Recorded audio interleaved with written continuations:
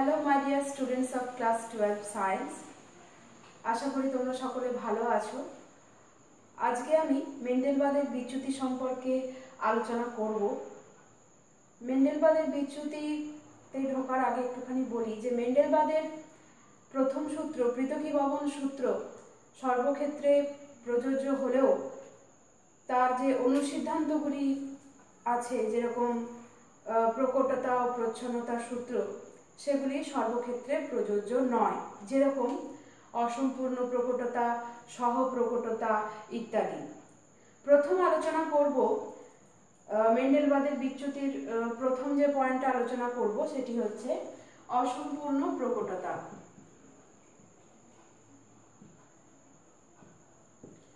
অসম্পূর্ণ প্রকটতা কি? বিপরীত বৈশিষ্ট্য সম্পন্ন দুটি জীবের মধ্যে সংকরায়ন ঘটলে যখন প্রথম অপত্যজনুতে একটি জিন তার ফিনোটাইপ সম্পূর্ণরূপে প্রকাশ করতে পারে না, ফলে প্রকট ও প্রচ্ছন্ন বৈশিষ্ট্যের মধ্যবর্তী একটি বৈশিষ্ট্য অর্থাৎ একটি নতুন বৈশিষ্ট্যের উদ্ভব ঘটে, তখন তাকে বলা হয় অসম্পূর্ণ প্রকটতা। যেরকম উদাহরণস্বরূপ আমরা এমনি ক্লাস 10-এও পড়ে এসেছি যে সন্ধ্যামালতী উদ্ভিদের ক্ষেত্রে অসম্পূর্ণ প্রকটতা লক্ষ্য করা যায়। এখানে আমরা স্ন্যাপড্রাগন উদ্ভিদের ক্ষেত্রে এই অসম্পূর্ণ প্রকটতা করে দেখব। স্ন্যাপড্রাগন উদ্ভিদের ক্ষেত্রে এই উদ্ভিদের ক্ষেত্রে গাছের ফুলের বর্ণের ক্ষেত্রে অসম্পূর্ণ প্রকটতার ঘটনা লক্ষ্য করা যায়। উভয় ক্ষেত্রে সন্ধ্যামালতী এবং স্ন্যাপড্রাগন দুটি উদ্ভিদের ক্ষেত্রেই দেখা যায় যে লাল সাদা কখনো বা গোলাপি ফুল দেখতে পাওয়া যায়। যেরকম একটি ক্রসটা দেখলে তোমরা বুঝতে পারবে, একটি বিশুদ্ধ লাল বৈশিষ্ট্যযুক্ত উদ্ভিদের পরাগধানী থেকে পরাগরেণু যখন বিশুদ্ধ সাদা বৈশিষ্ট্যযুক্ত, এখানে ডাব্লিউ হিসেবেও হয়, আবার স্মল আর দিয়েও হয়, আমি স্মল আর দিয়ে দেখাচ্ছি।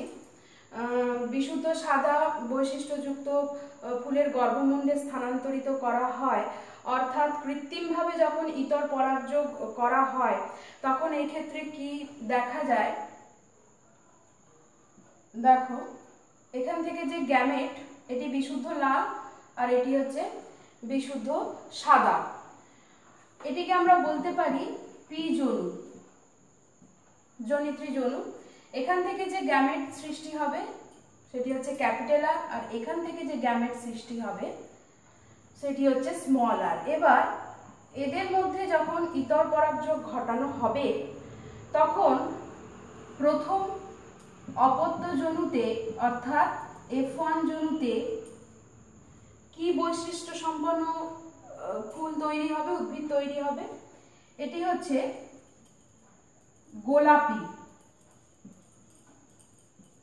গোলাপি বৈশিষ্ট্য সম্পন্ন উদ্ভিদের সৃষ্টি হবে।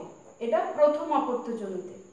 এবার যদি F2 জনুর আমরা চেকার বোর্ড করি, এখান থেকে এরপর যদি আবার স্বপরাগযোগ ঘটানো যায়, অর্থাৎ আর আর ক্যাপিটাল আর স্মল আর ক্যাপিটাল আর স্মল আর, এই দুটোর মধ্যে যদি আবার স্বপরাগযোগ ঘটানো যায়, এখানে ইতর পরাগযোগ ঘটানো হয়েছিল, এখানে স্বপরাগযোগ যদি ঘটানো যায়, তাহলে 4 ধরনের গ্যামেটের সৃষ্টি হয়। কি কি 4 ধরনের গ্যামেটের সৃষ্টি হয়? আমি গ্যামেটগুলো একদম F2 জনুতে দেখিয়ে দিচ্ছি কিরকম ভাবে হয়। F2 জনুর চেকার বোর্ড, এখানে মেল বৈশিষ্ট্য, এখানে ফিমেল বৈশিষ্ট্য। তাহলে এখানে যেটা প্রথম তৈরি হচ্ছে ক্যাপিটাল আর তিও ক্যাপিটাল আর স্মল আর, এখানেও ক্যাপিটাল আর স্মল আর এখানে ক্যাপিটাল আর স্মল আর। এখানে যে বৈশিষ্ট্যটি প্রকাশ পাচ্ছে সেটি কি? সেটি হচ্ছে বিশুদ্ধ লাল, কারণ দুটোই ক্যাপিটাল আছে, এখানে অন্য কোনো বৈশিষ্ট্য মিশ্রিত নেই। এখানে যে বৈশিষ্ট্যটা প্রকাশ পাচ্ছে সেটি হচ্ছে গোলাপি, এখানেও গোলাপি, এখানে সাদা। কেন দেখো, এখানে আমরা কি নিয়েছিলাম, বিশুদ্ধ লাল উদ্ভিদ নিয়েছিলাম, আর এখানে সাদা নিয়েছিলাম। তাহলে যেটা দেখা যাচ্ছে যে F2 জনুতে, এটিকে কি বলা হবে, F2 জনু। F2 জনুর চেকার বোর্ড যদি আমি লক্ষ্য করি তাহলে দেখব যে 25% যে উদ্ভিদ সৃষ্টি হচ্ছে সেটি লাল ফুলযুক্ত, 50% অর্থাৎ 50% হচ্ছে গোলাপি এবং 25% হচ্ছে সাদা বৈশিষ্ট্যযুক্ত। অর্থাৎ এর ফিনোটাইপিক এবং জিনোটাইপিক অনুপাত দুটোই কি হবে, 1:2:1। ফিনোটাইপ মানে আমরা কি জানি, ফিনোটাইপ মানে হচ্ছে জীবের বাহ্যিক বৈশিষ্ট্যকে বলা, যেটা আমরা চোখে দেখতে পাই সেটাকে বলা হচ্ছে ফিনোটাইপ। আর জিনোটাইপ হচ্ছে জীবের জিন নিয়ন্ত্রণকারী বৈশিষ্ট্যকে বলা হয় জিনোটাইপ। দেখো এখানে ফিনোটাইপ হচ্ছে 1:2:1। আমরা বাহ্যিকভাবে কত ধরনের ফুল দেখতে পাচ্ছি না, এক প্রকার দেখছি লাল তাই 1, এক প্রকার দেখছি গোলাপি দু রকমের আছে তাই 2, আর এক প্রকার দেখছি সাদা তাই 1:2:1। জিনোটাইপিক অনুপাত হবে 1:2:1। জিনোটাইপ গুলো কি কি, একটা হচ্ছে ক্যাপিটাল আর, দুটো হচ্ছে ক্যাপিটাল আর স্মল আর একটা হচ্ছে নিজেরাও করবে যে সম্পূর্ণ প্রকটতা এবং অসম্পূর্ণ প্রকটতার মধ্যে পার্থক্য কি। সম্পূর্ণ প্রকটতা হচ্ছে যে মেন্ডেলীয় বংশানুসরণ অনুসারে কোনো জীবে একজোড়া বিপরীতধর্মী গুণ থাকলে প্রকট গুণটির সবসময় বাহ্যিক বহিঃপ্রকাশ ঘটবে ও প্রচ্ছন্ন গুণটি স্বাধীন সত্তাকে বজায় রেখে সুপ্ত অবস্থায় থাকবে।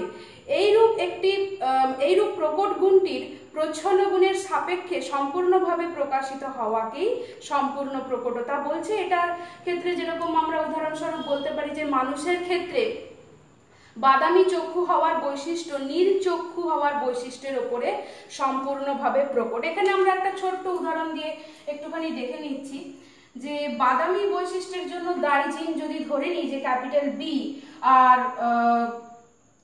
নীল বৈশিষ্ট্যের জন্য দায়ী জিন যদি আমরা ধরে নিই যে স্মল বি, তাহলে এদের যে জিনোটাইপ কি হবে, ক্যাপিটাল বি, এটি বাদামি চক্ষু বিশিষ্ট দায়ী জিন, আর এটি হচ্ছে নীল চক্ষু বিশিষ্টের জন্য দায়ী জিন। তাহলে এখান থেকে কি গ্যামেট তৈরি হবে, ক্যাপিটাল বি, আর এখান থেকে স্মল বি। এদের মধ্যে যদি ক্রস করানো হয় তাহলে কি তৈরি হচ্ছে, যে নীল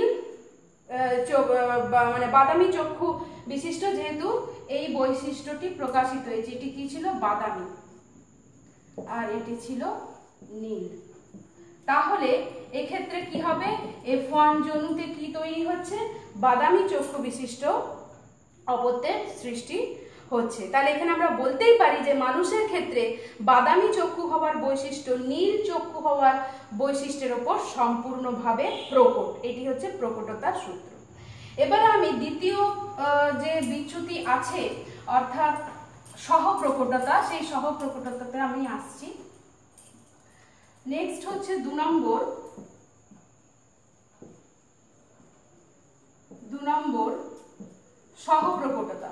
সহপ্রকটতা কি, কোনো জীবে একজোড়া বিপরীতধর্মী বৈশিষ্ট্য নিয়ন্ত্রণকারী জিন তথা অ্যালিলিক জিন থাকলে যদি উভয় জিনের বাহ্যিক প্রকাশ ঘটে, অর্থাৎ উভয় জিনের প্রকটতা দেখা যায়, তখন সেই ঘটনাকে আমরা বলবো সহপ্রকটতা। এক্ষেত্রে একটা উদাহরণস্বরূপ বলতে পারি, এখানে আমরা দেখাতে পারি যে গরুর ক্ষেত্রে সহপ্রকটতা দেখতে পাওয়া যায়। কিরকম ভাবে দেখতে পাওয়া যায়, এটা যদি আমরা একটু আলোচনা করি ক্রসের মাধ্যমে, তাহলে দেখব যে একটি লাল বর্ণের লোমযুক্ত ষাঁড়ের সঙ্গে এখানে এই আর যে জিনটি হচ্ছে কি, ক্যাপিটাল আর জিনটি হচ্ছে গাভীর লাল বর্ণের জন্য দায়ী জিন, আর সরি এটা ডাব্লিউ হবে, আর সাদা বর্ণের লোমের জন্য দায়ী জিন হচ্ছে ডাব্লিউ। তাহলে এদের মধ্যে যদি ক্রস করানো হয় তাহলে কি হবে? তাহলে একটি লাল বর্ণযুক্ত, এখানে আমি লিখে দিচ্ছি, এটি লাল আর এটি সাদা বর্ণের লোমযুক্ত গাভী। একটি লাল বর্ণের লোমযুক্ত ষাঁড়ের সঙ্গে একটি সাদা বর্ণের লোমযুক্ত গাভীর যদি ক্রস করানো হয়, সংকরণ করা হয়, তাহলে যে গ্যামেট তৈরি হবে প্রথম ক্যাপিটাল আর, এখানে ডাব্লিউ। তাহলে F1 জনুতে কি তৈরি হচ্ছে? F1 জনুতে দেখা যাচ্ছে যে রোন বা তামাটে বর্ণযুক্ত অপত্য সৃষ্টি হবে। তাহলে এখানে কি হচ্ছে? এগুলোকে বলা হচ্ছে গ্যামেট, আর একে বলা হচ্ছে F1 জনু, ডাব্লিউ হবে F1 জনু। তাহলে এখানে কি দেখা যাচ্ছে? রোন বা তামাটে মানে দেখা যাবে যে গরুর ক্ষেত্রে কিছু অংশে দেখা যাবে লাল বর্ণযুক্ত লোম, আবার কিছু অংশে দেখা যাবে সাদা বর্ণযুক্ত লোম। আমরা এমনি দেখি না যে কোনো গরুর গায়ে সাদা বাদামি বর্ণের কিছুটা অংশ দেখতে পাওয়া যায়, তো সেই তামাটে বর্ণযুক্ত তৈরি হবে। এটা হচ্ছে F1 জনু। এবার এই F1 জনুর মধ্যে যদি আবার ক্রস করানো হয়, সংকরায়ন ঘটানো হয়, তাহলে F2 জনুর চেকার বোর্ডে কি দেখা যাবে?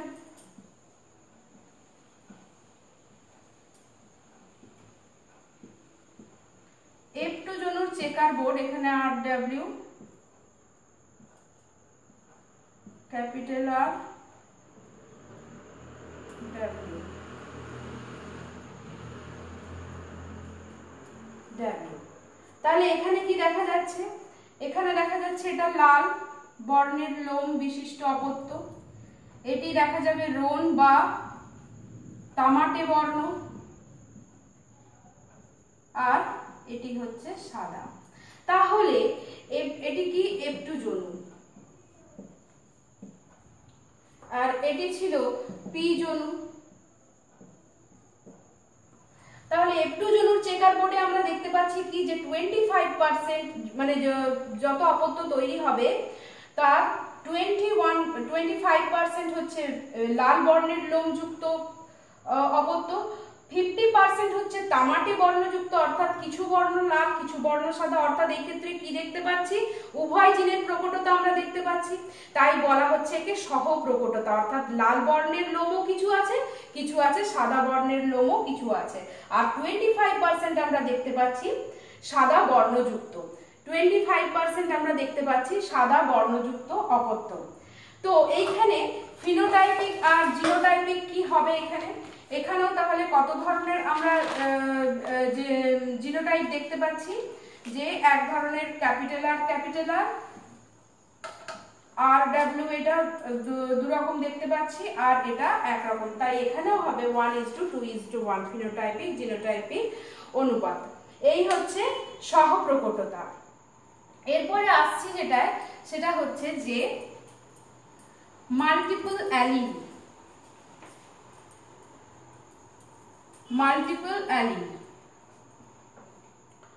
মাল্টিপল অ্যালিলের ক্ষেত্রে কি আছে যে সাধারণত একটি জিনের কি হয়? দুটি অ্যালিল থাকে, যাদের মধ্যে একটি থাকে প্রকট আর একটি থাকে প্রচ্ছন্ন। কিছু কিছু ক্ষেত্রে আবার দেখা যায় যে একজোড়া সদৃশ জিন লোকাসে দুইয়ের বেশি সংখ্যক অ্যালিলিক জিন থাকে। এইরূপ অ্যালিলগুলিকে বলা হবে মাল্টিপল অ্যালিল। মাল্টিপল অ্যালিলের যদি সংজ্ঞা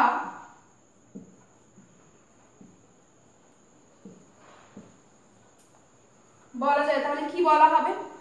যে জীবদেহে কোনো নির্দিষ্ট বৈশিষ্ট্য প্রকাশের জন্য একটি জিনের দুইয়ের বেশি সংখ্যক অ্যালিল যদি কোনো নির্দিষ্ট ক্রোমোজোমের নির্দিষ্ট লোকাসে অবস্থান করে তখন এইরূপ অ্যালিলগুলিকে মাল্টিপল অ্যালিল বলা হবে। যেরকম আমরা উদাহরণস্বরূপ বলতে পারি যে ড্রসোফিলা মেলানোগাস্টার নামক মাছিতে চোখের বর্ণ নিয়ন্ত্রণকারী হোয়াইট জিন লোকাসে বহু সংখ্যক প্রায়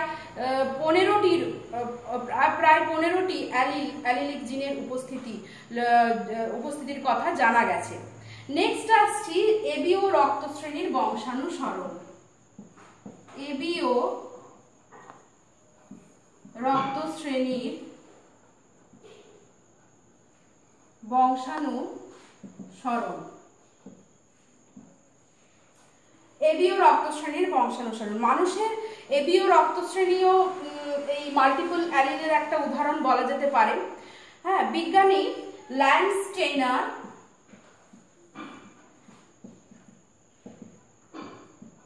1900 খ্রিস্টাব্দে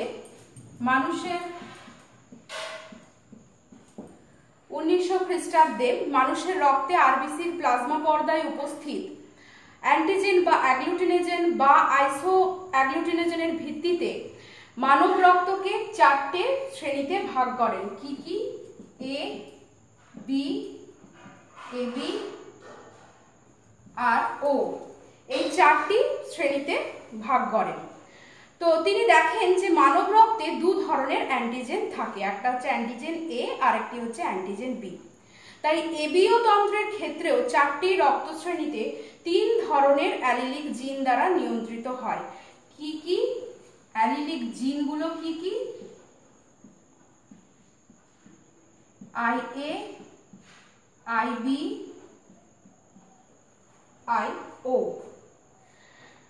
তো এই যে 3 ধরনের জিনের কথা বললাম, এই 3 ধরনের জিনের ক্ষেত্রে IA জিনের যদি বৈশিষ্ট্য বলি, এগুলোকে আবার অথবা LA, এটার অথবা LB, এটার অথবা LO, এরকম ভাবেও বলা যায়। কেন? I অর্থাৎ হচ্ছে আইসো অ্যাগ্লুটিনোজেন আর L অর্থাৎ হচ্ছে ল্যান্ডস্টেইনার। তাহলে IA এই অ্যালিলিক জিনের বৈশিষ্ট্য কি হবে না, এই প্রকার জিন গ্লাইকোপ্রোটিন A তথা গ্লাইকোজেন A সংশ্লেষ করতে পারে। IB এইরূপ জিন গ্লাইকোপ্রোটিন B তথা গ্লাইকোজেন তথা অ্যান্টিজেন B সংশ্লেষ করতে পারে। আর IO বা LO যেটা এই প্রকার জিন কোনো গ্লাইকোপ্রোটিন বা অ্যান্টিজেন সংশ্লেষ করতে পারে না। 3 জোড়া অ্যালিলিক জিনের মধ্যে এই IO হলো প্রচ্ছন্ন আর IA এবং IB হলো IO এর সাপেক্ষে প্রকট। ঠিক আছে, এবার এই হচ্ছে এবিও রক্ত শ্রেণী। একটা উদাহরণের সাহায্যে আমরা এই বংশানুসরণটা বলতে পারি যে একটি হেটেরোজাইগাস আচ্ছা, এখানে আরেকটু ছোট্ট করে একটু বলে দিই যে আমরা জানি যে ব্লাড গ্রুপ ওকে বলা হচ্ছে সার্বজনীন দাতা আর এবি কে বলা হচ্ছে সার্বজনীন গ্রহীতা। কারণ ওকে কেন বলা হয় সার্বজনীন দাতা? কারণ এতে এই গ্রুপে কোনো অ্যান্টিজেন উপস্থিত থাকে না, যার জন্য এই গ্রুপের রক্ত বিশিষ্ট ব্যক্তিরা যে কোনো রক্ত বিশিষ্ট ব্যক্তিকে রক্ত দিতে পারে, তাই সার্বজনীন দাতা বলা হয়। আর এবি গ্রুপ বিশিষ্ট রক্তের ক্ষেত্রে কি হয় না, কোনো অ্যান্টিবডি থাকে না, যার জন্য এরা সবার কাছ থেকে রক্ত নিতে পারে, তাই এবিকে সার্বজনীন গ্রহীতা বলা হয়। এখানে একটা হেটেরোজাইগাস জীবের একটা উদাহরণ দিলে এই বংশানুসরণ বোঝা যেতে পারবে। তো এটা আমি আবার পরের দিন আলোচনা করব, এবিও বংশানুসরণ। আজকে এটাই থাক, এরপরের দিন আমি বোম্বে ফিনোটাইপ নিয়েও আলোচনা করব। তো আশা করি তোমরা এই ভিডিওটার মাধ্যমে কিছুটা হলেও বুঝতে পেরেছো মাল্টিপল অ্যালিল, বংশানুসরণ ইত্যাদি। Thank you. Stay at home, stay safe and stay creative. Thank you.